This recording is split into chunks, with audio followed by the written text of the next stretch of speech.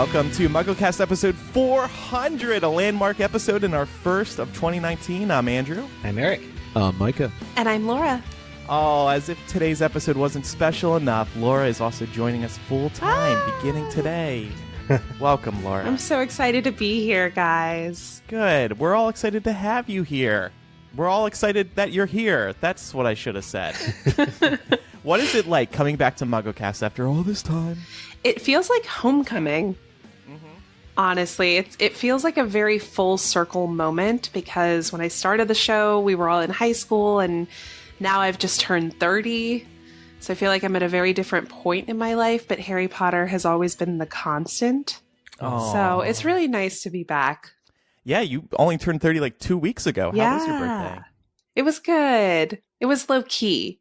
My boyfriend got me a Hogwarts Great Hall Lego set, and we spent the whole day like gradually putting it together and watching episodes of The West Wing. Oh, nice. Wow. It was really great. It was fun. Was that a gift related to coming back to MuggleCast? I don't think so. He just knows I love Harry Potter, so. Oh, okay. Nice. If that was me, I would have been like, since you're coming back, here's a Hogwarts castle. And actually, we took these really great, like, staged progression pictures of the building process. Oh. And I would love to share those with your patrons. Please do. Does it do like a time lapse? Does it work like you can see it slowly stack up or something? No, it's not like that. It's more like stylistic pictures of the growth of the Great Hall, if that makes sense. Yeah, cool. Very cool. That sounds like an ideal birthday, to be honest, right? Legos and West It Wing. was great. You could almost even frame it as reconstruction after the Battle of Hogwarts. That's right. That's right. Laura was the one responsible. There's a basilisk and everything. So, it has been a couple weeks since our last episode. Christmas has passed. Did anybody get any other Christmas or holiday gifts related to Harry Potter? Yeah. Do you guys know Harry Potter Codenames? Or do you know the game Codenames? They did a Harry Potter edition. It's awesome. And cooperative, too. So instead of battling each other, trying to trick each other or give more clues than the other team, it's actually co-op. So it's kind of cool. I saw Harry Potter Codenames in the store a few weeks ago. I was shocked that there was a Harry Potter one now. So I bought that as well. Well, cool. Yeah. That's a really fun game if anybody's looking for a good card / kind of like a board game, sort of. I guess it's a card game. Definitely pick that up. Mm-hmm. I got a couple of those Pottery Barn Teen. What's so funny? Pottery Barn Teen. They're not for teens though. This like at-home merchandise. I got the gold animal hooks, and I got the fake bookshelf that like it looks like it's a single shelf of books, but you can pull it down and there's a hidden compartment inside.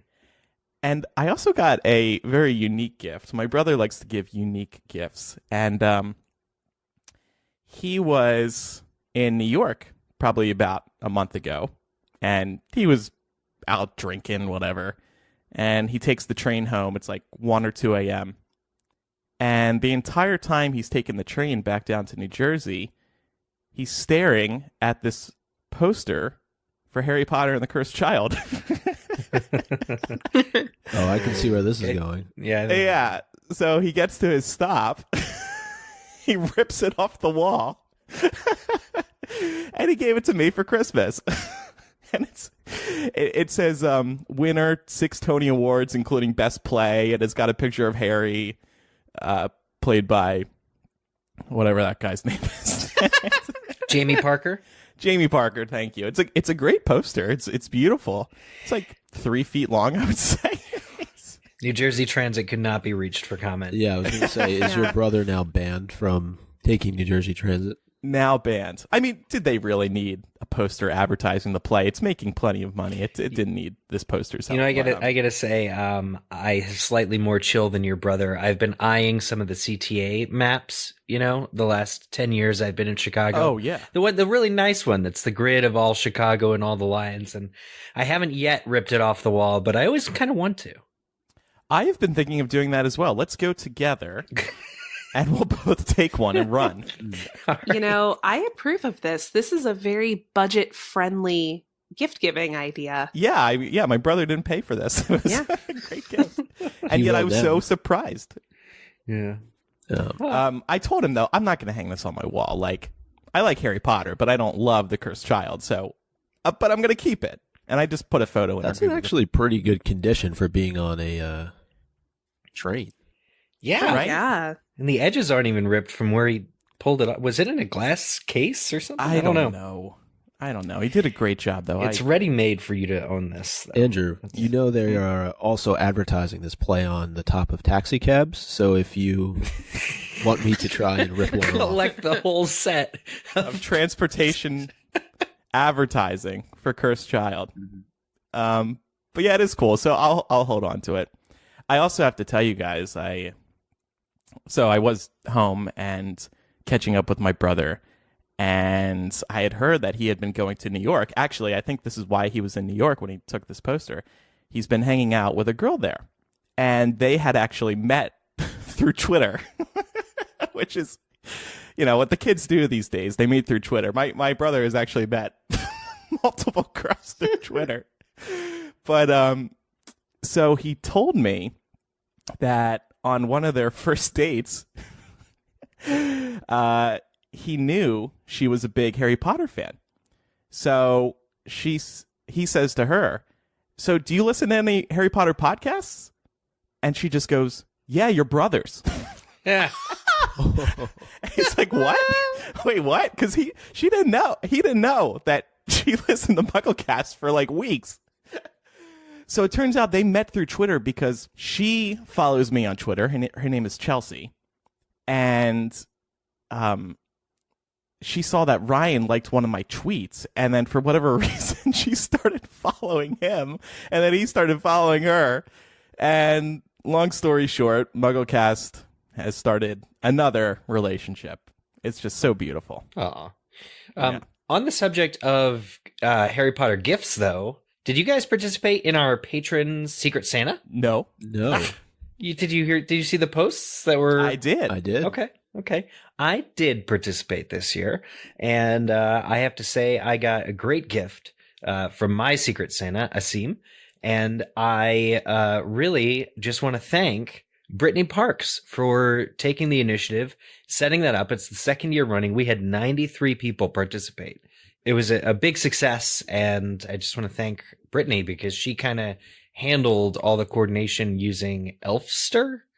And it was kind of a logistical nightmare to have 90 separate people, you know, randomly getting addresses and all this other stuff. But she handled it all. So I just want to thank her because that has concluded. If you participated and did not get a gift, you got to take it up with Elfster. But yeah, it's always blaming the elves, Eric. 'Tis the season of giving. Mm-hmm. That was a really, really wonderful thing. Yeah, definitely a great job by her. And while I didn't participate, I did get one of those heat-changing mugs, coffee mugs for the holidays. Oh, like the Marauders map? Yeah, exactly that one. That's cool. I love Who was that from? From a coworker. And then my brother also got me one, which is a bowtruckle picket. Oh, okay. So they must have been a popular item this holiday season. Nice. All right. Well, to kick off Laura's, new time on the show here, we asked patrons, what do you want to know about Laura in regards to her relationship with Harry Potter? Laura's dating Harry? Always. Is he the boyfriend that got you the Legos? Shh. Okay. It's a secret. So wait, was this first question from you, Eric? The Eric? From me? No. No. Oh, okay. Just check. Different Eric. If I want to know something from Laura, I'm just going to text her. Oh, yeah. That's true. All right. So Laura, everybody wants to know more about you. And I think, we've had many more people come onto the show since you were last on. So this is a good opportunity for people who don't know you to get to know you. Here's our first question. Eric wrote, if Universal asked you to design a Harry Potter themed ride, what would you build? I love this question because I have always felt that the Department of Mysteries was a location in the Potter books that never really got delved into as much as it could have been. So I would love to see them create some kind of Department of Mysteries, either ride or like walkthrough experience, so that we could learn more about it. Because as we've seen, the wizarding world is branching out, and the medium that we use to learn about it now isn't just books anymore. We're learning new information all the time through movies. So what better way to learn more about this location than to actually experience it? I love this idea. It would be canon. Yeah. That would actually be a fun twist for the theme parks these days. Like, okay, you want to know more about Harry Potter? Well, you got to come to the theme park to find out. Yeah. Smart marketing. Next question is from Sydney. You get to choose to read the Harry Potter series from a different character's perspective. Everything else stays the same. Who do you choose and why? Snape. Like, how could you not choose Snape? Oh. You know? Yeah. I mean, because he holds so many keys, right? There's so much knowledge that he had that we didn't as readers. And we got to kind of do that a little bit. I mean, we got to see certain things from his perspective, especially through like looking back at his memories, like his worst memory. But I would love to see his perspective of Harry as he's growing through those 7 years. And we would probably be able to sympathize with him. Yeah, definitely. I don't know that I want that more. Sympathize with. Well, it's like those people who read Harry Potter and are like, yeah, Harry is this white privileged, useless jock who gets all of the attention. It's just like, I'm sorry, that's not my read of Harry Potter. But if you read it from Snape's perspective, he absolutely would just like those moments in the books when he's shitting all over Harry and all of the Gryffindors and is being a dick to Hermione for her teeth. Like, I don't want to be more sympathetic to him in those moments. Was Snape able to use that spell to clean up the shit on Harry after he shit on Harry? I don't know. Where do vanished objects go? Yeah. Shyam says, what are your thoughts on Joe changing canon in the Fantastic Beasts movies without regard for what came before in the books, in the Harry Potter books, specifically Dumbledore being a DADA teacher, apparition on school grounds, and McGonagall appearing? I'd put an asterisk on this one saying we don't know for sure if a lot of this is changed canon per se. Yeah. I do have feelings. I think I talked about this on the last episode I was on after we all saw Fantastic Beasts. Initially, it's bothersome to me and also takes me out of the movie when things like that happen, especially since Joe's world is so carefully documented and she has a fan base of people who know the books inside and out. These kinds of things feel like they could have been better considered. And I guess that's something that surprises me when I see the changes. That said, Andrew is correct that we're not 100% sure at this point if they're actually canon breaks. Mm-hmm. But yeah, it definitely bugs me. So I'm betting that you were somebody who didn't know that McGonagall was going to make a little appearance in the Crimes of Grindelwald. Did that take you out of the movie when you saw that? So I had actually read an article that spoiled it for me. Oh, okay. So I knew she was going to be there. So I was already kind of irked by it. Uh-huh. But it still took me out of the movie because I was like, this does not make any sense. Like the timeline is not even close. Yeah. Faith says, if you have pets, what would their Hogwarts houses be? Yeah, so I have a scrappy, tenacious little terrier named Canella, and she would 100% be a Gryffindor. She is, her personality is such that she will dive headfirst into any precarious situation, which reminds me of Gryffindors.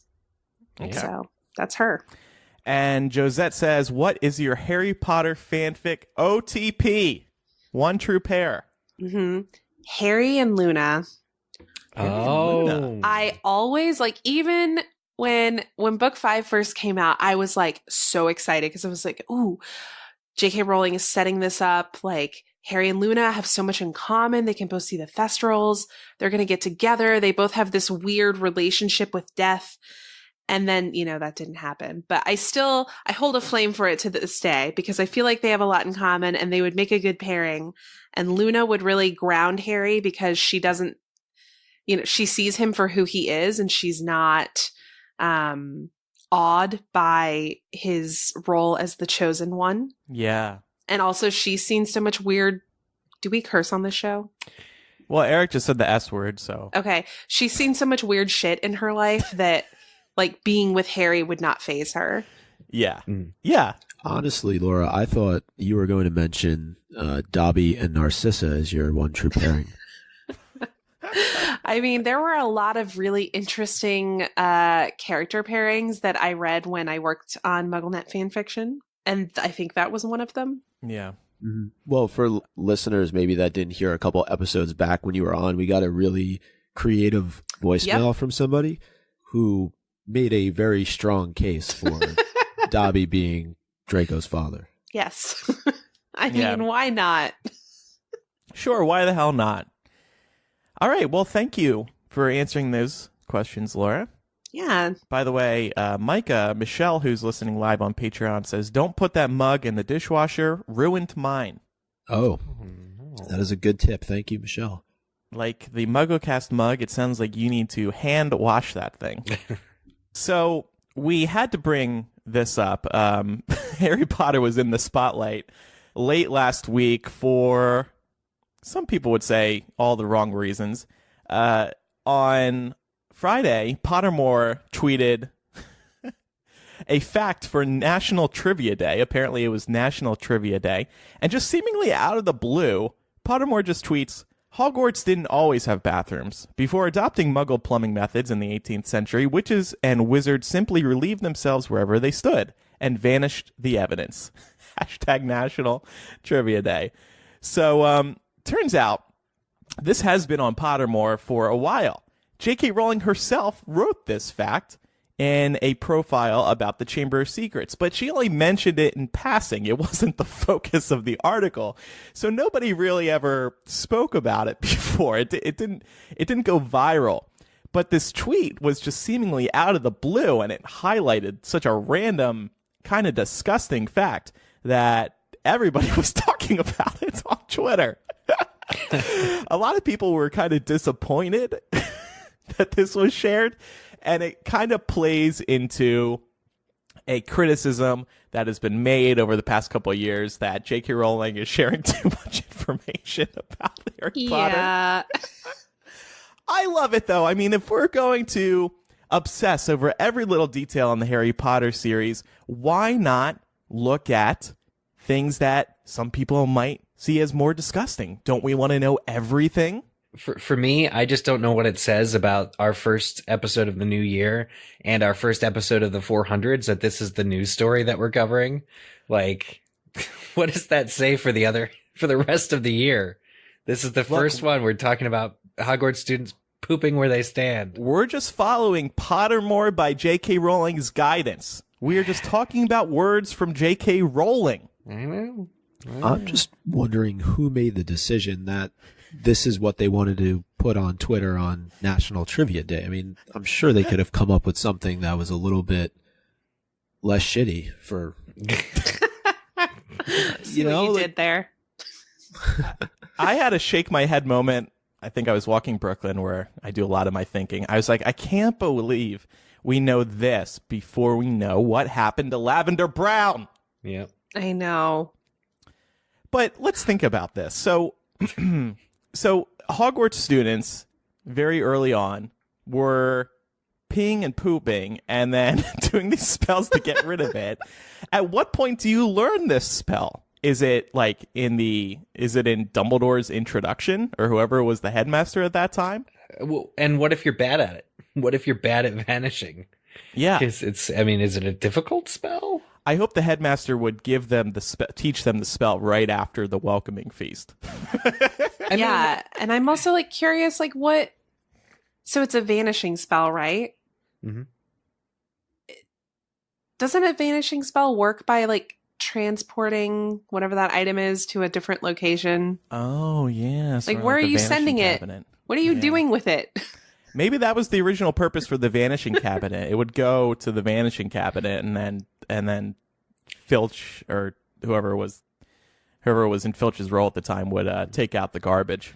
Well, I think what happens when that's a question on the Ravenclaw common room door.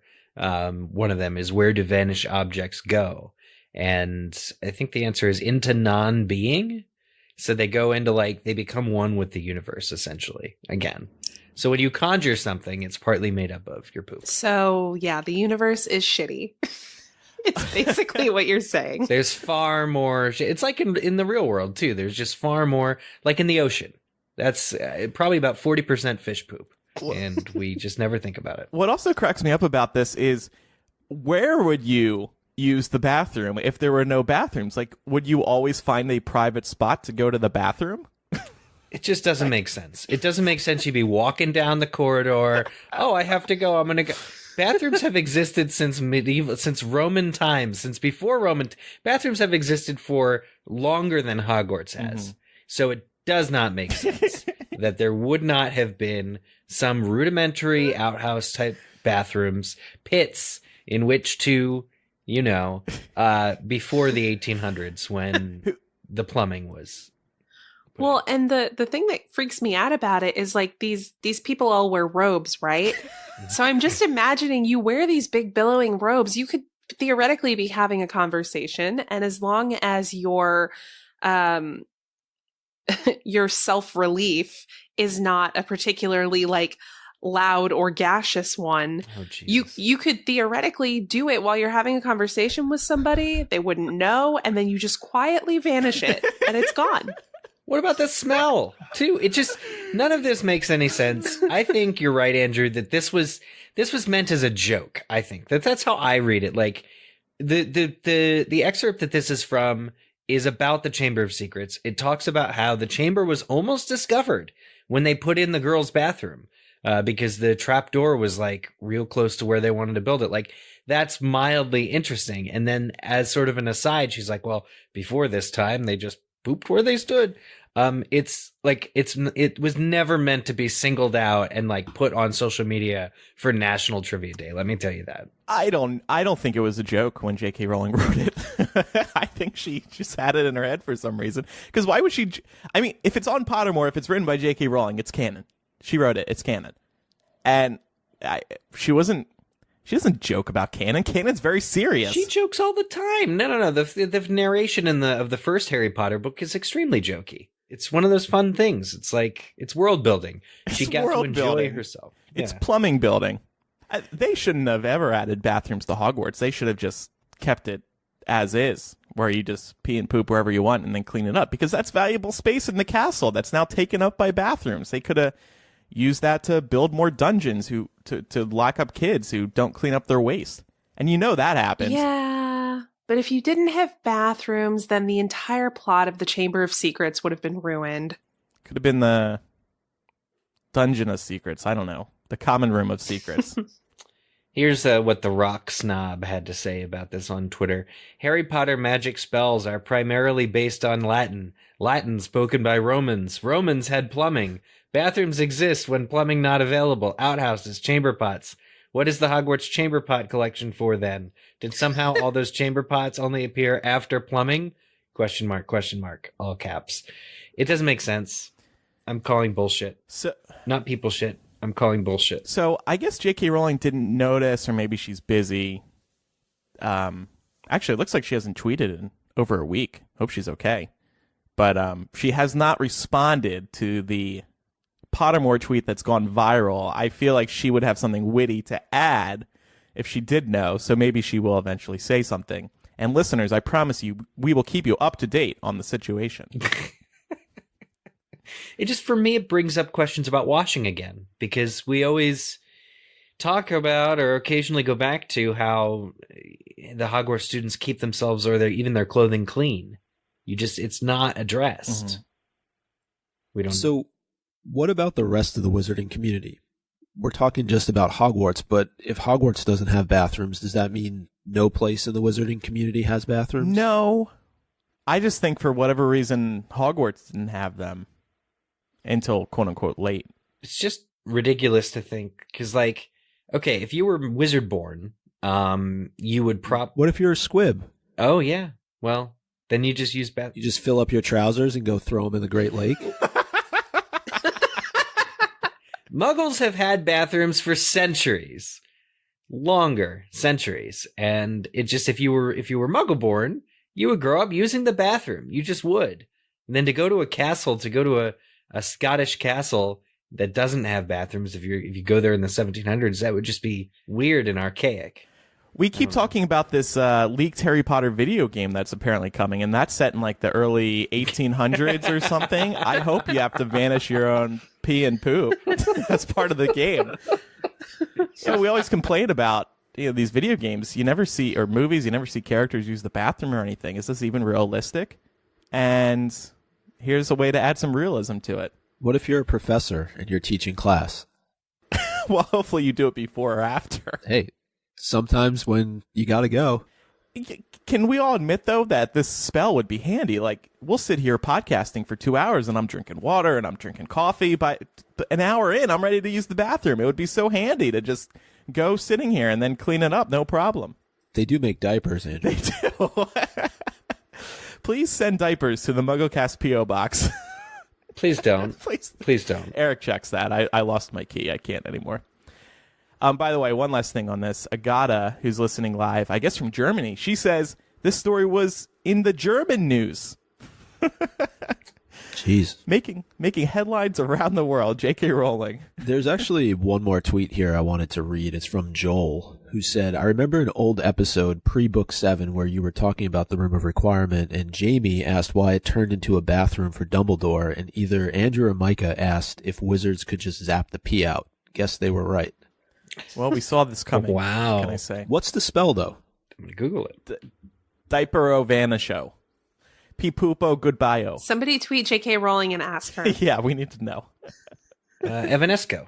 Oh, great. Of course. Yeah. It's a transfiguration spell used to vanish both animate and inanimate objects into non-being, which is to say everything. Evanesco. So this is a mailbag episode. We're starting the year hearing from our listeners because you guys are who brought us to this point, and keeping the spotlight on Laura. Eric went into the MuggleCast email and searched Laura, and we have some emails now addressed to or about Laura from over the years that we never responded to. Oh my gosh, I'm blushing right now. Years ago. Years. These emails are from 2013, 2012, and 2011. This first one from 2013 is from Emma in Minneapolis. She was 21 at the time, so she's now... tomorrow's her birthday. Oh, no. That's the day she sent the email. What am I thinking? Oh, anniversary. Look at that. Almost 6 years to the day. 6 years. Yeah, so she was 21. She might be around 27 now. My name is Emma. I write and intern from Being Geek Chic. She wanted help in writing a post, Laura, and I think we're a little late, 6 years too late. But she had these questions for Laura? Yeah, Emma ran the Being Geek Chic Lady Geek of the Week segment. Wow. It was a column, and she asked Laura if Laura would be interested in being featured as Lady Geek of the Week. Oh, well, sorry we missed the email. Yep. Sorry, Emma. Well, Laura, now you are our Lady Geek of the Week. And but I wanted to pose these are some good questions. So I actually checked, and beinggeekchic.com is a really cool website. It focuses on women in business, and it's really, really good stuff. Unfortunately, the Lady Geek of the Week column has ended. No. So we did miss it. Yeah, the website's still there. You can actually view all the past Lady Geeks of the Week. But the questions were, I found these questions to be interesting, and I want to know what Laura... Laura can bring it back. She's going to start it fresh in 2019. Yeah. Exclusively on MuggleCast.com. So, Laura, when was your Potter passion first sparked? Emma wants to know. So, very fittingly, I received the first 3 books as a present for my 11th birthday.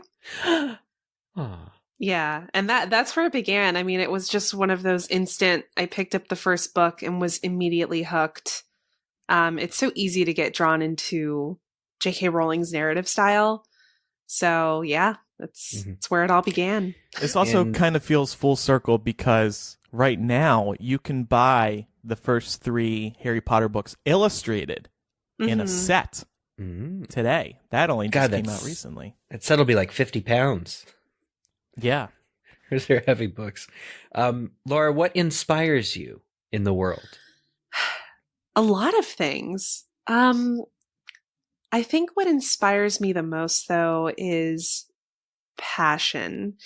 And when I say passion, I mean looking at other people's passion for the work that they're involved in or the causes that they're involved in, seeing that human element brought into people's lines of work, into their personal lives, into whatever they choose to put out there on the internet. I love following YouTubers who are into things that I'm not necessarily into because I feel like it helps me learn a lot and helps me gain perspective. So I think the fact that now, especially like nerd passion and geek passion is such an in thing, and you can follow anyone who's nerdy about any subject you could possibly think of, is helping to unite people and sort of helping to bridge a lot of gaps that we have socially. We obviously still have a lot of work to do, but I think ultimately at the root of this is it's helping people be more empathetic towards each other. Well said. So, yeah, passion. That's a good answer. The next question, if you could take any Harry Potter character out for a drink, whom would you choose and what would you drink? Hermione. Oh, yeah. Definitely Hermione. I feel like I have always felt like we would be kindred spirits. Usually when I was reading the books, I could always understand her perspective, even when she was being difficult. And I could oftentimes put myself in her shoes. I would love to talk with her because I feel like we could have a very constructive conversation, especially now that we're both adults, about being, a professional woman in the workplace and sort of like the opportunities and challenges that come as a result of that. And I think my preferred drink would be gin and tonic. I don't know about hers, but Classic. That's what I would want. Yeah. And what are you up to when you are not recording MuggleCast? Nothing. I don't have a life outside of this. Okay. No, I'm kidding. I also record another podcast called Millennial with Andrew. So a lot of my sort of like outside of my day job life is kind of focused on, trying to grow my career as a podcaster. I also live in Atlanta, so I spend a lot of time in the city. I have a very cute dog and an awesome boyfriend who I spend a lot of time with. I like to go try like new restaurants and go bar hopping places. I love traveling. I usually try to travel to a different city every year. This year we're going to Seattle, so very excited for that. Oh, can I come? Yeah, why not? Everyone come. Just that hesitation definitely convinced me. And two more questions here from Emma. Mhm. What book is currently on your nightstand? Becoming by Michelle Obama. Oh, have you read it before? No. I'm towards the end of it now, though. Is it good? Mm-hmm. It's really good. Cool. Does Michelle Obama add to canon on Twitter? Does she talk about bathrooms on Twitter? No, I will say I Obama appreciate that because it provides a really intimate look sort of into the lives of America's best family, in my opinion. Okay. And she's so real and so down to earth, and she's not afraid to talk about issues that she's had over the course of her life and like difficult patches that she's been through, or difficulties in her marriage. So I appreciate how forthcoming she is, although she has never addressed bathroom habits.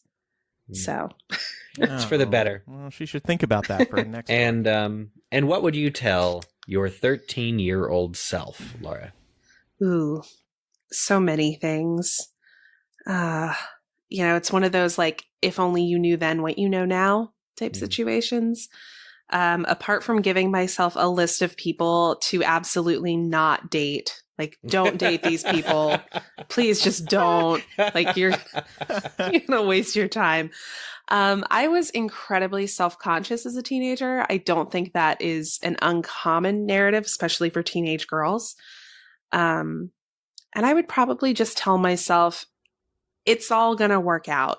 Yeah. I wouldn't tell myself not to worry or not to be preoccupied by these things, because it's always really annoying when someone tells you not to worry.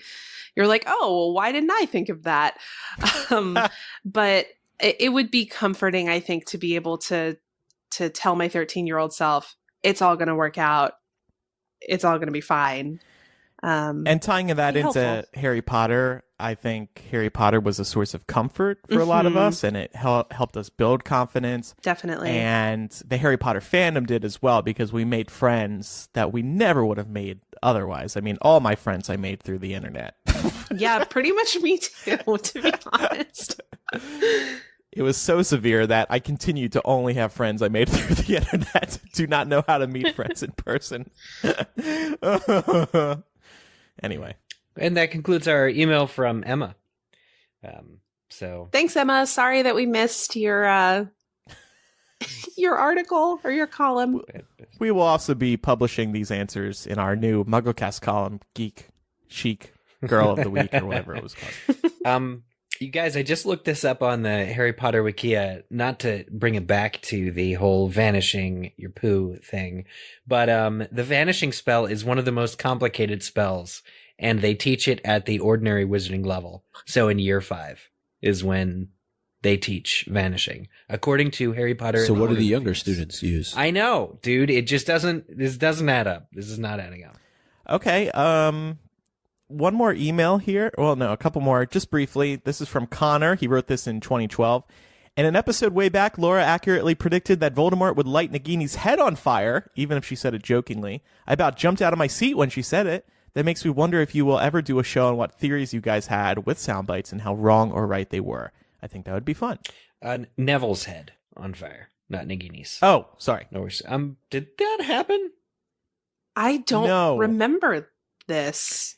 Accurately. Well, this didn't happen in the books. Yeah, it did. Question right there. Because didn't he put the Sorting Hat on him and light it on fire or something? Oh my god! I don't remember predicting this. Is what I'm saying. Well, I thought Connor was just loosely referring to Neville killing Nagini, but maybe not. Interesting. As for the question, will we ever do a show where we revisit the theories we had? I would love to do that. It would just take an incredible amount of time that I don't just finding these theories and then finding the clips and all that. It would be a ton of work. But when people do write in, like Connor did 7 years ago almost with this, or like that tweet Micah referenced earlier, it's great to hear when people remember theories we made that ended up being true. Yeah. I'll just turn this one to the listeners and say, hey, if you are listening to Old Muggle, we know people do listen to Old Mugglecast, when they tweet us and things. And if one of us or if a former host has made a prediction that you think is interesting or funny or actually came true, probably in book 7, because we started this podcast after book 6 was out, then let us know. Email us and tweet us, and I'll try and keep tabs on the MuggleCast Gmail account and start collecting some of these things. So give us the episode number, timestamp if you can, and maybe we'll work towards doing one of those episodes. Yeah, I think we should pay somebody to do that for us. I mean, it's over 600 hours of content to go through. Yeah. Well, I wouldn't expect them to go through all 4. Well, maybe I would. I don't know. We can think about that more.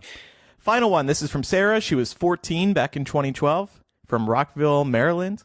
And she was writing about Pottermore, and then she said, I am in love with all of you, and my best friend Eve used to do a theater class with Laura. I was at sleepaway camp with her last summer and was telling Eve about MuggleCast and naming all the hosts, and got to Laura. She realized that she knew her. I started screaming and crying. I cannot live without you guys. From Sarah. Laura, do you remember this? No. You ever take a theater class, Laura? Do you remember Eve? No. Well, so here's where I'm a little bit confused, because if Sarah was 14 in 2012, that means she's 21 now. I don't know that I'm 30, so I don't know that we would have been in school at the same time. I was in drama club in like middle school, and it's possible I was in there with someone named Eve. But yeah, I don't remember this. Sarah, I hate to break it to you, but Eve lied to you. We don't know her motivations for lying, but she lied. Unless Eve was her counselor or something like her camp counselor. Yeah, it's at sleepaway camp. I wonder. But she says it's her best friend, which you can be best friends with. Yeah, also, I didn't grow up in Maryland. So Georgia's not that far. I don't know. Well, people who, I hear that people in Maryland, they go to summer camp in Georgia. Oh, okay. That's only like 4 or 5 states away, right? Mm-hmm. Yeah, it's not far. The parents just want to put some distance between them for summer. All right, on to some voicemails now. I love this first one. Listen to this. So these are not Laura related, right? These are just normal. No, these are generic voicemails. Spotlight off Laura now. Yeah. Finally out of the hot seat. Hi, Uncle Kaz. This is Jeanne from Quebec, Canada, so sorry for my English accent. After listening to your last podcast, I just wanted to say my opinion about the Who's Gonna Die question. So, I've read the Quidditch World Cup article in Pottermore 2 years later, so the first Fantastic Beast was already out, and I realized that there's a chaser in the U.S. team whose name is Kentine Kowalski. So Jacob's not gonna die, except if, like, someone else is a wizard in his family, but it will be weird. And I don't think that after Queenie he's gonna fall in love again, and certainly not with another witch. So my thought is that Queenie's not gonna die, and we'll get back in the good one at the end. So yeah, thanks for listening. So yeah, this is a great throwback. Mm-hmm. We all remember that years ago, J.K. Rowling wrote this whole report from the Quidditch World Cup. It was, quote-unquote, penned by Rita Skeeter. And yeah, there's this line here that says, yet more controversy in Patagonia, the outcome of the USA versus Jamaica clash is under investigation due to the sun collapse, blah, blah, blah, blah, blah, who toppled from her broom shortly before U.S. chaser Quentin Kowalski scored their 9th goal. This could be some foreshadowing that Jacob lives and his son, or his grandson, ends up going to Hogwarts. Or sorry, not Hogwarts, Ilvermorny. Yeah. No, I like it. I think this is a great catch, and we know that J.K. Rowling chooses her names fairly carefully. So this would seem to be a gem of hope. And that name, Quentin? Queenie Quentin? I didn't think about that. You're making those connections, Andrew. Ah, yes, yes. All right. Hey, guys. This is Tatum from Arizona, home of the Thunderbird, apparently. I was just listening to your last episode where you talked about questions from Fantastic Beasts 1 that Crimes of Grindelwald didn't answer, and you brought up Newt's expulsion. I was always under the impression he never was really expelled from Hogwarts. I always took it as some people, like maybe the headmaster at the time and other teachers, were trying to get him expelled, and Dumbledore had so much influence that he convinced the board or ministry or whoever not to expel him, so it was never an official expulsion, and that's why he was still able to graduate, but maybe it was on his record, and that's how Graves was able to find out. I realize this doesn't really answer the burning question of why he would be on trial for expulsion in the first place, but I guess I never really thought that he was expelled officially. I don't know if the script or other sources and material contradict this theory, but those are just my thoughts. Thanks for the show, and keep up the good work. I don't think that contradicts anything. And when I heard this theory, it reminds me of how articles of impeachment can be introduced here in the United States, but that doesn't mean the president is actually getting impeached. Hopefully this year. Oh, I'm sorry. So, yeah. I don't know. It's sort of flawed, this image of Newt as kicked out of school. He's a rebel. He didn't make it when really he seems to be like just a straight up stand up guy, you know, great accomplished wizard. He certainly couldn't have been kicked out too soon because he's like learned magic, you know. I don't, it's all kind of weird to have your hero be kicked out of school and to have that not be addressed, even in extensive backstories right. at Hogwarts as a This kid. is where it gets kind of challenging when you don't have a book to go back to, because we've gotten so many different pieces of information from different places. And whether it's the first film talking about how he was expelled, or I forget where we learned that it was related to a Jarvey, which is a beast. And it's just, we're trying to pull different pieces of information from different places and make it all work together. And when you don't actually have the text to go back to and point to and say this is what happened because J.K. Rowling wrote it, I think it's tough. I guess we could still hear about this in movie 3. It's getting kind of late though to hear about this. I struggle to see how this is going to be relevant going forward or worth mentioning. His proposed expulsion, if it was that. I think we speculated it would have to do with why he and Dumbledore are so close. Like if Dumbledore kind of throws him a bone or takes the heat off of the incident with the Jarvey, then it could be justified as being a backstory thing. Next voicemail. Hi guys, this is Jillian from Maryland. Pretty new listener, so I'm really enjoying hearing all the theories and everything. I wanted to talk about Queenie a little bit because I feel like her character arc is really important. A lot of people are saying they don't get it and she seems dumb or whatever. I think she's really suffering from some form of depression or trauma. I mean, if we think about everything she's been through in New York, her sister has all but abandoned her. She goes off to Paris. She goes to find her sister. Sister's been lying to her. We don't really know where Queenie's parents are, so we don't know if she has any family support. Then, you know, the love of her life is telling her he doesn't want to be with her. So she's really kind of all alone trying to navigate this really tumultuous time in her life. So to me, I think, you know, she's in a place where she's experiencing more of like fuzzy thinking, which happens a lot with depression and trauma and post-traumatic stress disorder. So I think she probably just doesn't know how to make decisions really well at this point. So Grindelwald comes along and tells her, look, follow me and you'll be safe. And, you know, maybe I can even get you to be with Jacob because we shouldn't be living in the dark, or, you know, whatever he tells her. But obviously this is coming from a bit of a psychological point, but I think it's important. I do think that Queenie's definitely suffered some trauma. So just wondering what you guys thought about that. I think you guys are great. Thanks. I like that idea a lot. Mm-hmm. Yeah, it makes sense. All right, next voicemail. Hi, MuggleCast. It's Rochelle.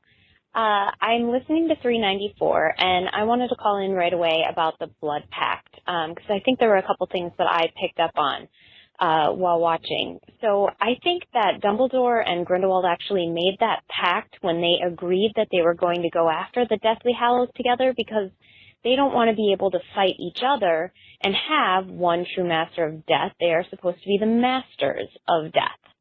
And what I thought that Dumbledore was seeing in the Mirror of Erised is he's reflecting back to that time when he made that pact, and I think he regrets doing that, and he wants to go back to that time and undo it. And when it's fast forwarding and you're seeing the adult Grindelwald, it actually shows that small little medallion with the that contains the blood pact. And so I think in both circumstances, he's simply seeing those things again, because what he desires most is that medallion so that he can undo what's been done and he can ultimately fight Grindelwald. Thanks. I hope you enjoy it, and talk to you guys again soon. I buy that. I think I've said something along those lines before. Dumbledore, you know, when you're younger, you make silly decisions. Maybe you don't think them out all the way, or it makes sense at the time, but then as time moves on, you realize that was a mistake. Mm-hmm. So yeah, but we also spoke recently about, at the end of Crimes of Grindelwald, we see Newt say, "Can you destroy this?" And Dumbledore's like, what does he say exactly? Maybe, or I'll try, or something like that. My script book's right here. I can look it up real quick. But so I don't think there's going to be a big time jump in the next movie because we need to see Dumbledore destroy that because he really is torn up about this blood pact. I don't know. Agreed. Yeah, I thought it was a very well thought out theory and something I didn't even think of because there was a lot of confusion around him looking into the mirror and seeing that moment because it's supposed to be what your desire is, right? Not necessarily what appeared to be a flashback. So the way that it was laid out, I thought was well done. I'm trying to get to it. Are pages stuck together? Where is it? It was. It's got to be one of the last pages. I know. That's why I just see Grindelwald. As I continue to look for that, here is another voicemail. Hi, my name is Corey in Montana, and I was just listening to your most recent podcast, and you were talking about how Accio can only be used on inanimate objects, and that the new movie violated that with Newt Accioing the Niffler. And I just was thinking about it, wanted to point out that said Niffler is full of inanimate objects. So to Accio the object inside the Niffler would therefore move the Niffler, therefore not violating any of the rules laid down previously. So give that a thought. This would work if Newt had said Accio gold coin or something. Right. But he literally just says Accio Niffler. It doesn't sound as cool, though, to be saying Accio gold coin. Accio all the gold things in that Niffler's pocket. Because if you remember in the first movie, he actually has to catch him. He can't just Accio him over. And that would have worked in the first film because he's in a jewelry store or some window of a shopping. I don't remember. It was some store, right, that the Niffler is in that he catches him in. Yeah, so he could have just gotten away with that in the first film, but I think they just added it for it to be like a cute moment. Let's listen to one more voicemail. This concerns Lita. Hey, MuggleCast. This is Brantley calling from Arkansas. And I had a theory I wanted to run by you guys as I was listening to the last episode and you were discussing how big of a mistake it would be if Lita Lestrange remained alive in the remaining Fantastic Beasts films. Well, I wondered if this might be a way that she could still be existing and it not be a total faux pas. But do you think it's possible that Lita maybe has a Horcrux? Because we see throughout Crimes of Grindelwald that she is very remorseful and feels that she is the direct cause of Corvus's death. Obviously, we see her Bogart being the baby sinking in the water, so we know she feels responsible for that. And even though she did not cast Avada Kedavra, would that remorse be enough to split her soul and then her either intentionally or unintentionally create a Horcrux and then her still be alive? I'm a little fuzzy on how Horcruxes work and how you make them. It's been a while since I've gotten this intense into theorizing about Harry Potter, but I'm trying to get back into it, and part of the reason is by listening to your show. So can't wait to hear what you guys think, and thanks for keeping the magic alive. Bye. We have never gotten a clear answer on how a Horcrux is created. Right.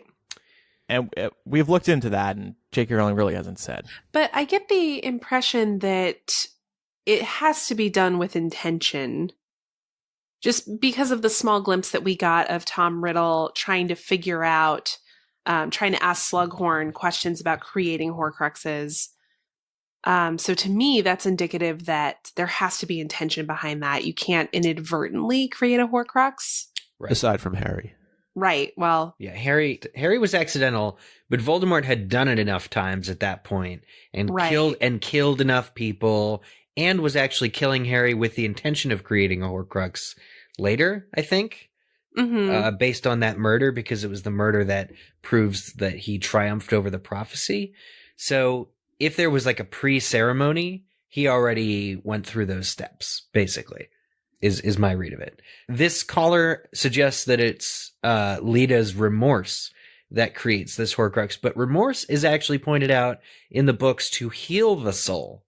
One of the few things, in fact, Harry asked Dumbledore if there's any way to undo the damage, and Dumbledore says, yeah, remorse, but it would cause, not only is that not something Voldemort would ever do, But at this point, because of his soul being so mangled, were he to be remorseful and sort of repent and do penance, it would have probably killed him. The pain of it would have killed him. And I'm not sure how fans would feel about Horcruxes being introduced in this series when they obviously played such a pivotal role in Potter. I'm not saying that Voldemort was the first to make them. Obviously he wasn't, but I feel like that would be a little bit of cheapening the series. Like we've talked about a lot of other things, like time turners. If they show up, everybody's just going to walk out of the theater, it seems like.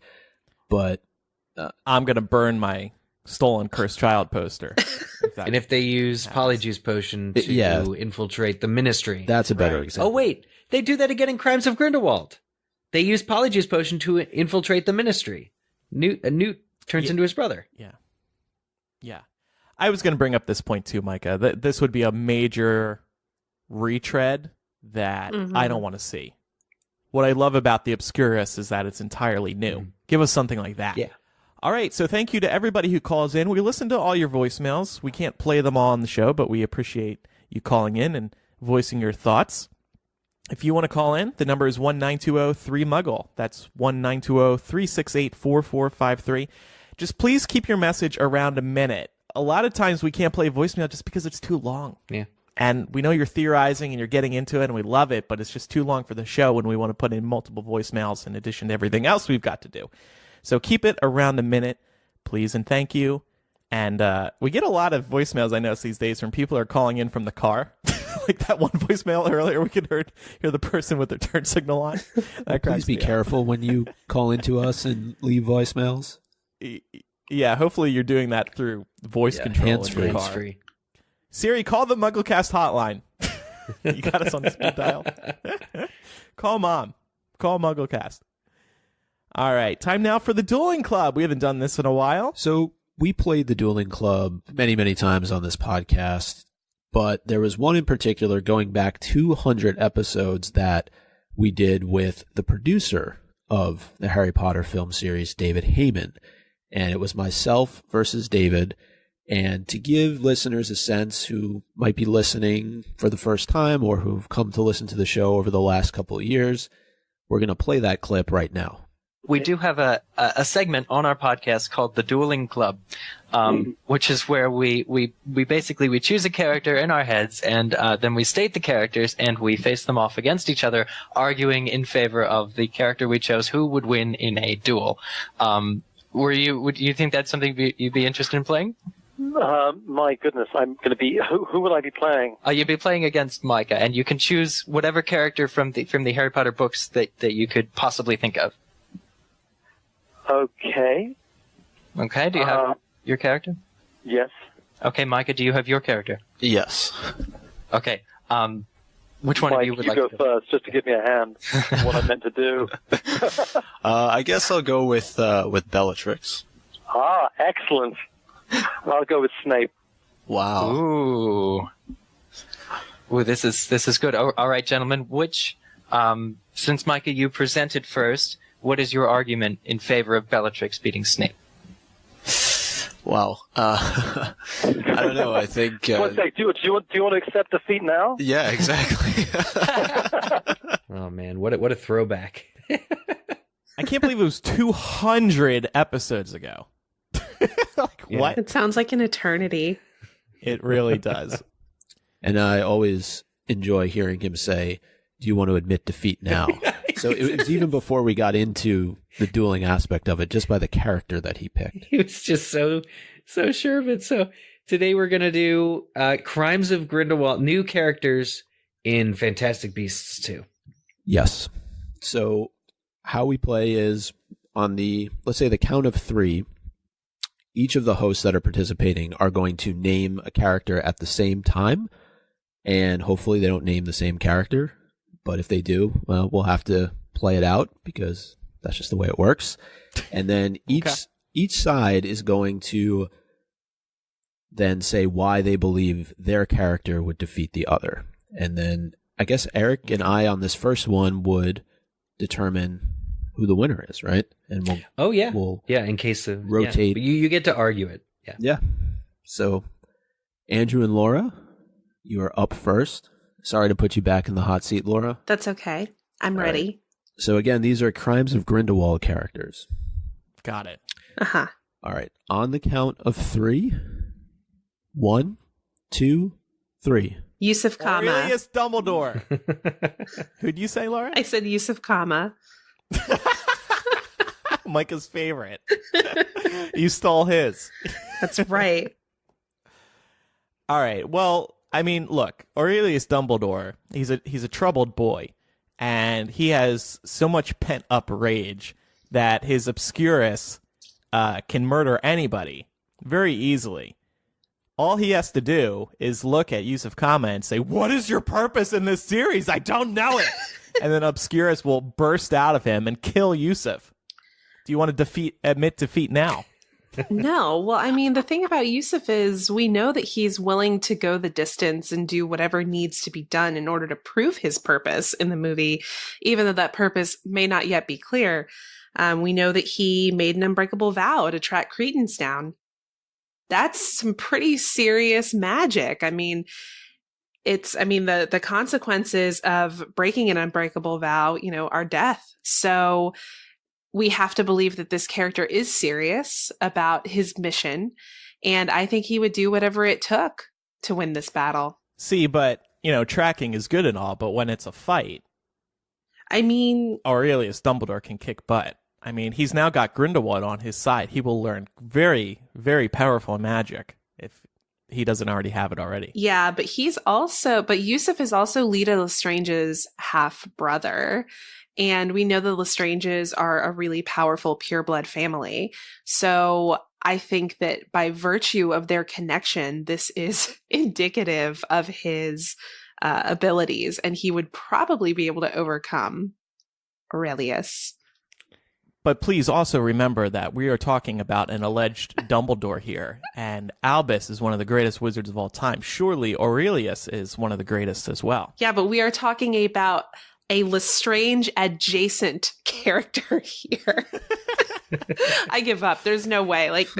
I'm sorry, Yusuf. I tried to make your presence make sense, but it's fine. You're working with what we got. Yeah. I don't know, Micah. It sounds like Laura conceded. It does. Yeah. What the hell? If she had just not done that, I would have said, "Oh, maybe it's a standoff, maybe it's a tie." But congratulations, Andrew. Oh, thank you very much. I didn't even get to my bad haircut point.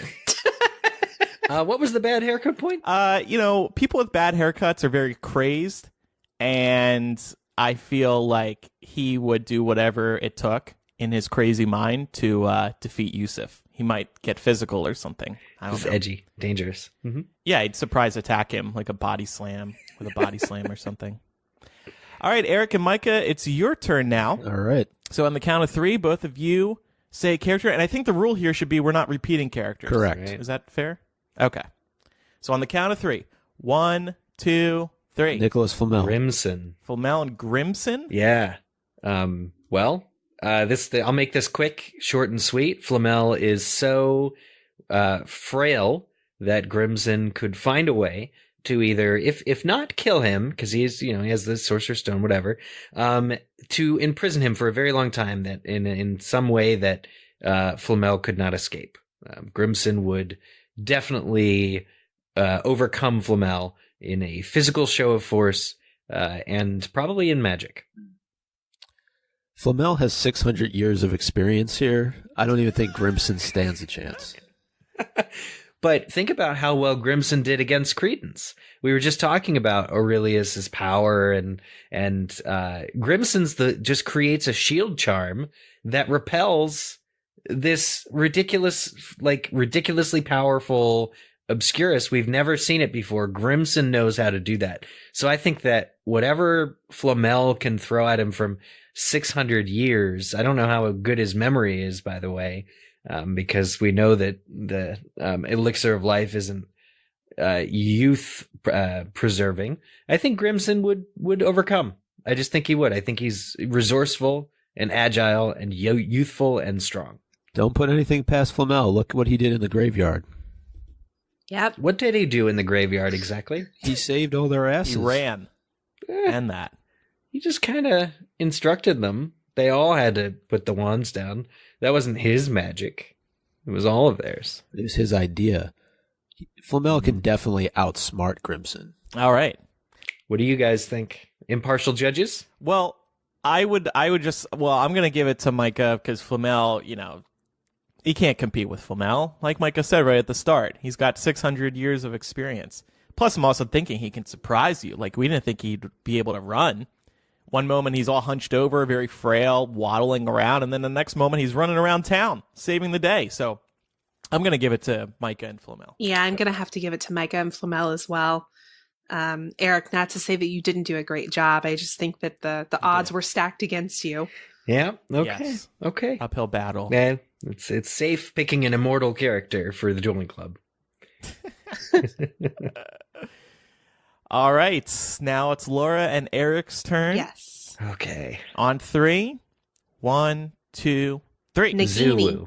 Nagini versus the Zulu. Can I just say that I think they would actually be friends? They both come from the circus. They've both been imprisoned.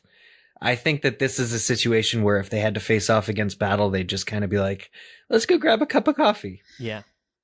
Probably, but this is the Dueling Club, so we have to decide who would win.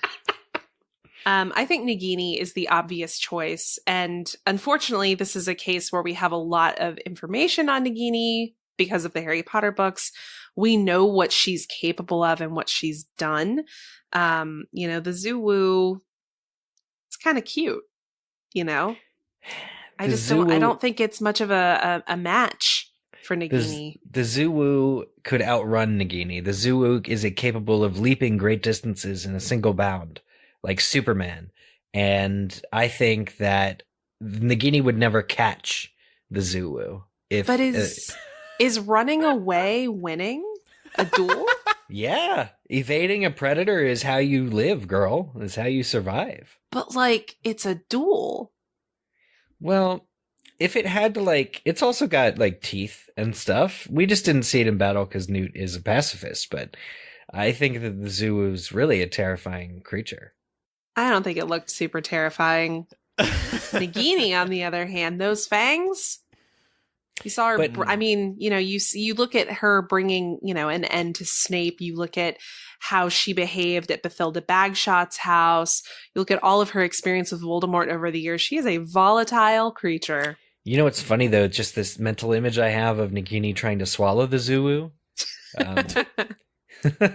Like a Zulu-shaped guy. Probably one of the most painful dinners, and Nagini would choke.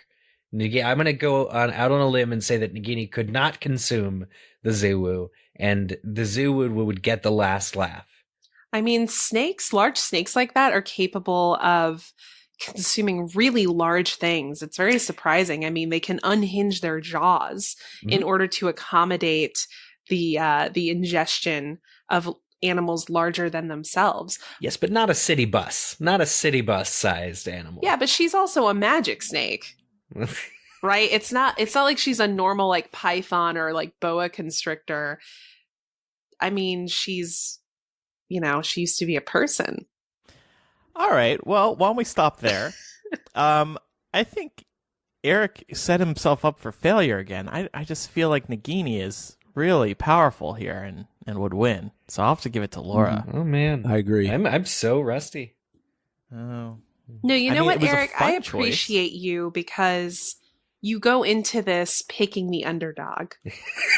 You make a very strong case. Clearly, what I'm not supposed to do. I didn't know Grimson would be the underdog. He's super accomplished. He beat Credence in a fight. I mean, come on, nobody does that. So, and the Zulu's got its size and can run away. I don't know. Micah and Andrew, it is your turn. Oh, man, I'm really torn on what to do here. All right. Okay, I'm gonna say 1, 2, 3, and then go. 1, 2, 3. Theseus. Bunty. Bunty. Oh, I win. I don't even need to explain. All right. Well, take off your shirt. To Theseus or me? both of you. So look, Theseus, we know he's a very skilled wizard who works for the Ministry. He's been tasked with going after Grindelwald. And sure, his brother beat him to finding Grindelwald. But we know that since he did have this assignment, he has a lot of experience under his belt and is probably equipped to fight such a terrifying wizard. So I feel that he could easily defeat Bunty, who really is just an animal caretaker. She doesn't have much experience outside of Newt's suitcase, which is kind of sad and creepy. Hopefully Newt isn't holding her there captive. So I think Theseus is very powerful. Bunty has yet to prove herself, and he would win. Micah? Bunty has all that experience taking care of those magical creatures. She probably would even use them to her advantage in a duel against somebody like Theseus. Despite his accomplishments, maybe she could even trick Theseus into Newt's apartment, saying that something terrible had happened to Newt. So I think she could be a little bit on the cunning side, maybe not using magic at the start, but tricking him into a situation where, if he's in that basement, who knows what can happen. There's a lot of beasts down there. Wow. I gotta say, Micah, I think this social engineering angle that you're taking is really intriguing. Oh, okay. I like it. Well, I have nothing else to say, so. So who won? I'm gonna have to give it to Micah and Bunty. Yeah. Oh, damn it, Bunty. Yeah. I knew I should have. She's a surprise upset. Yeah. Darn. I was going to use Lita, so that would have actually been an interesting one. And Eric, how do you feel? Yeah, I feel the same way, mostly because you forgot to mention that Theseus is an Auror. You said he works for the Ministry and that he was tracking Grindelwald, but you didn't lead with, he's a freaking Auror, baby. Yeah. Which... I was actually thinking of going with Lita, too. Micah, would have been a draw. So I'm now for our answer to the last Quizzitch question of 2018 and our first of 2019. Yep, here we go. Last year's question of Quizzitch. Graduates of the Magic School Wagadu are particularly skilled in these subjects: self-transfiguration, astronomy, and what? The correct answer was alchemy. And that is available, the information on wizarding schools across the world on Pottermore. The answer is alchemy, and the people who got that correct were Carolyn, Henry, Christian, Tia, Colleen, William Walton, Amy Semensky, Kay Wolfing, Asim, Chris Ponder, Charlie, Father of Dragons, Gabrielle, Sarah Davis, Robbie Stillman, Amber, Sarah, and... our friend, where in the world is Kevin Stackiego, who has now updated their profile picture and cover photo on Twitter to be a very convincing Carmen Sandiego / former MuggleCast host Kevin Steck mashup photo. Yeah, it's kind of freaking me out. It works well. His head fits well. His face fits well on Carmen's head, I feel. Yeah, I don't know where this person is going with this, but we do tend to spend some time shouting out people with funny profile names when they play Quizzitch. Next week's question, though, is one based on some of the information we were talking about earlier on today's episode. Which Slytherin student prevented the Chamber of Secrets from being discovered? Yes, a bathroom question. I was hoping you would. This person is named. They do have a name, and it's a familiar name. So, okay. Well, we're not finished yet. We have a chicken soup now. This is from Sarosh. They put in a pronunciation guide, and I still can't get it. Sarosh. There we go. It says age 2. I feel like this person is not actually... Well, this was 6 years ago, so they're 8 years old now. No, but here's the contents of the email. Dear Smugglecasters, I've been a longtime listener of the show and have considered countless times to write in a chicken soup to you guys, but never really got the chance. You've probably heard it a million times before, but you have no idea how much you all mean to me and how the hour of the show that you put up simply lights my world up for a brief spell of time. You've helped me through the sorrows and joys of moving to a new country, of graduating, of friendships lost and gained, and most of all, the grief over the end of the phenomenal era of Harry Potter, which we all have been fortunate enough to be a part of. Like a lot of people out there, I've always found it hard to let go of things I love, which is probably why my old Harry Potter posters are still up on my wall. Hey, do you want a Cursed Child one? And while I still listen to your show almost every night before falling asleep. You guys are my link to the past and every good memory associated with it. This may be a bit overdramatic, but please know that you always will have one devoted, obsessed fan in the world, even years down the road. Lots of love and best of luck. Thank you, Savrosh. That's so sweet. Yeah. And I know we wanted to get into chicken soup for this 400th installment. That's why we're patting ourselves on the back. Yeah. Yeah. By the way, that was a copying error on my part. They were 21 when they wrote that. Ah. Well, now, please write in, because you did say you would always listen. So we want to make sure you're always listening 6 years later. We deliberately didn't read this in 2012. He's like, we're going to test them. Yeah. Yeah. And answer the quizzes question for us. Are you on Twitter? All right. And finally, another segment throwback. Crackpot theory of the week. All right. Micah, why don't you read this for us? You sound primed and ready to go. All right. Here we go. This crackpot theory comes from Alyssa Rice, and it is that Credence is a homunculus.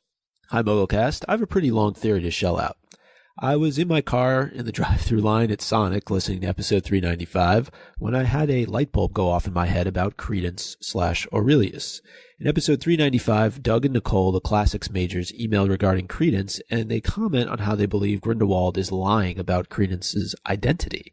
And I agreed. They mentioned how Aurelius derives from the Latin word gold, and Credence is seen as Grindelwald's golden boy. This is what set my brain into research mode. It made me hypothesize the possibility that Credence is a product of alchemy, that Credence is actually a I can't do it. Homunculus. That Credence is actually a homunculus. Hear me out. Credence is searching so desperately for the truth to his lineage, but maybe the truth is that he was not birthed in the same way as you and me. I know it sounds crazy. There are a lot of things about this idea that I can't actually answer because I'm not an alchemist, but homunculi are mentioned in other fantasy universes in different ways. So who's to say that J.K. Rowling has a version of a homunculi with her own set of alchemic rules? I was actually inspired by the rules of alchemy founded in Full Metal Alchemist Brotherhood, a 2009 anime based off the manga, which began publishing in 2001. I believe that introducing Nicholas Flamel in the Fantastic Beasts Crimes of Grindelwald is a big deal and a sign that there is more alchemy to come. After thinking it through, I don't think the brief glimpse we saw of the stone in the film was simply an Easter egg for moviegoers and Potter fans. What we know of the Philosopher's Stone is that it can create the elixir of life, but it can also build upon life, and, for the sake of my argument, create life. In alchemy, gold is portrayed as a perfect metal, thus Aurelian equates to perfect human, which makes him a golden being to Grindelwald.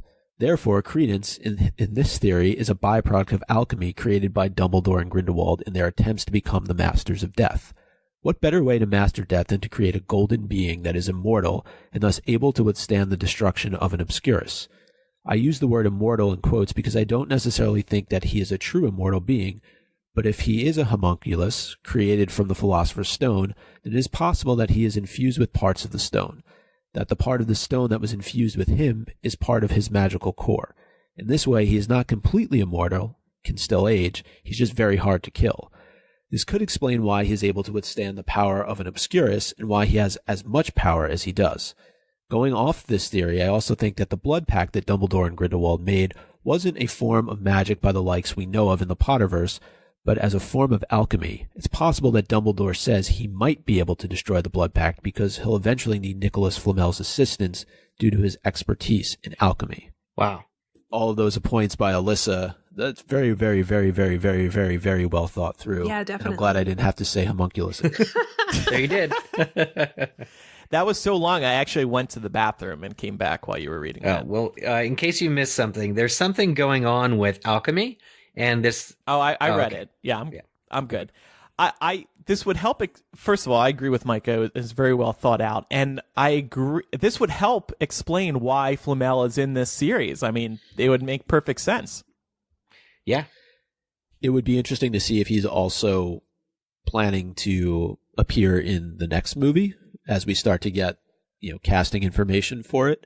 And then, Eric, your Quizzitch question, I know, was about the magical school in Brazil, and that is where we're going next, according to J.K. Rowling, and that one of the skills that is taught at that school is alchemy. Gee, almost as if I knew where that was headed. Huh. But yes. Very interesting. Yeah. And J.K. Rowling's name choices, again, Aurelius being of gold in Latin, the golden boy. Grindelwald also refers to him several times in the film as my boy, as if he created him in a lab with Albus. So there's definitely the Hogwarts professor, John Granger, and YouTube. There's an article I found. If you search Fantastic Beasts and Homunculus, you'll get a little bit more into the weeds theorizing. But I think it's possible that Dumbledore and Grindelwald created a person either to house Ariana's Obscurus, to sort of keep it at bay, or for some other purposes, maybe due to their connection to each other, they somehow created a human being, and that human being is Credence. It would make Credence not Dumbledore's brother, but sort of like his kid. I don't know, pretty weird, but looking at how other series like Full Metal Alchemist Brotherhood utilize alchemy to in their stories to do these crazy things with science. It's not that far-fetched. It doesn't seem far-fetched at all for something like this to have occurred. Everything seems to be coming together, converging for that third movie. Brazil, Flamel. Yeah, through Aurelius. And through no help of J.K. Rowling, by the way. Well, through the help of some very observant listeners. Yeah, exactly. Well, on that note, thank you everybody for listening. Special shout out to everybody who has helped us reach this landmark episode. It's still so hard to believe that we've done 400 of these now. We would not be weekly or even twice monthly right now if it weren't for our patrons. So thank you to everybody who supports us at patreon.com/MuggleCast. We have lots of benefits there. If you pledge today, you will get access to many of them, including a bonus MuggleCast recorded during this week's episode. We also stream each recording live. We're sending out a physical gift every year. You have early access to our show notes. We have an exclusive Facebook group. You can participate in a discussion topic. Like this week, we had questions for Laura. There's a lot going on there. We have a really great, very active community at patreon.com/MuggleCast, and we'll be introducing some new benefits and such there this year. I mean, it 2018 was a really great year for MuggleCast. The new album art, our Patreon growing. We had tons of support. We welcomed a lot of new listeners. We welcomed a new co-host. And we have every reason to think that 2019 is going to be an equally great year. So, Laura, it's great to have you back. You did fantastic. Oh, and I think we'll keep you. Oh, boy. What if after recording we were like, Laura, I don't know. Well, we already agreed. The paperwork has been signed. To my presence for this year, so paperwork's been done. Except there is no paperwork, except for like a few emails, so... Well, it would hold up in court, I think. Look at these Gmails. Look at these. This is as good as a contract. No, I'm kidding. Oh, you did fantastic, and we're so glad to have you back on. I'm glad to be back. Good. Everything's great. Everything is freaking great. I know. Pottermore's tweeting about going to the bathroom. I think that was a great start to the new year. Thank you, everybody, for listening. Just a plug, again, for MuggleCast.com. All of the information you need concerning the show can be found there. We have a complete episode archive. Ooh, by the way, here's a fun addition. We are now available on Pandora. If you use Pandora check us out there. They have a new podcast section, and we are a part of that. We're actually hoping that that's going to bring in a lot of new listeners as well, because Pandora is making recommendations to people there. And if Pandora knows you like Harry Potter, maybe because you listen to the Harry Potter soundtracks on there, I don't know, you will get a recommendation for MuggleCast. So check us out over on Pandora. No matter where you listen, if you could leave a review for us, if that feature is available in your podcasting app, we would really appreciate that. Thanks, everybody, for listening. I'm Andrew. I'm Eric. Micah. And I'm Laura. See everybody next time. Goodbye. Bye. Bye. Bye.